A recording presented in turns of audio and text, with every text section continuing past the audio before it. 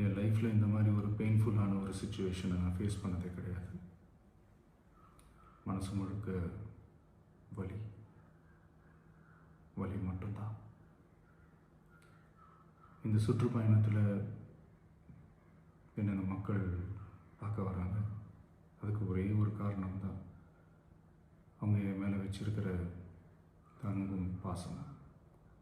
அந்த அன்புக்கும் பாசத்துக்கும் நான் எப்பவும் கடமைப்பட்டிருக்கிறேன். அதனால தான் இந்த சுற்றுப்பயணத்தில் மற்ற எல்லா விஷயங்களையும் தாண்டி மக்களுடைய சேஃப்டி, அதில் எந்த காம்ப்ரமைஸும் பண்ணிடக்கூடாதுன்றதுக்காக தான் அது என் மனசில் ரொம்ப ஆழமாக இருக்கும் அந்த எண்ணம். அதனால தான் இந்த அரசியல் காரணங்கள் எல்லாத்தையும் தவிர்த்துட்டு ஒதுக்கி வச்சுட்டு மக்களோட சேஃப்டி மட்டும் மைண்டில் வச்சுக்கிட்டு அதுக்கான இடங்களை சூஸ் பண்ணுறது, அதுக்கான இடங்களை பார்த்து பெர்மிஷன் கேட்குறது, போலீஸ் டிபார்ட்மெண்ட்டில் அதை ரிக்வெஸ்ட் பண்ணி கேட்போம். ஆனால்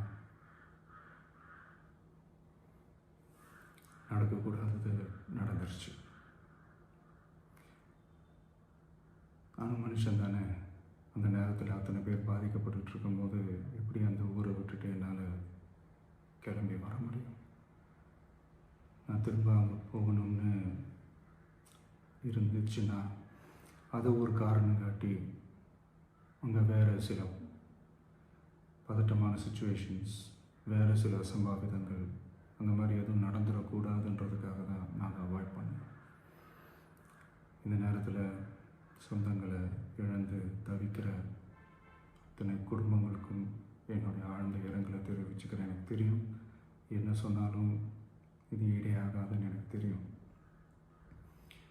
ஹாஸ்பிட்டலில் ட்ரீட் பண்ணிகிட்ருக்கிற எல்லாருமே சீக்கிரமாக க்யூர் ஆகி வரணுன்றதை இந்த நேரத்தில் நான் வேண்டிக்கிறேன்.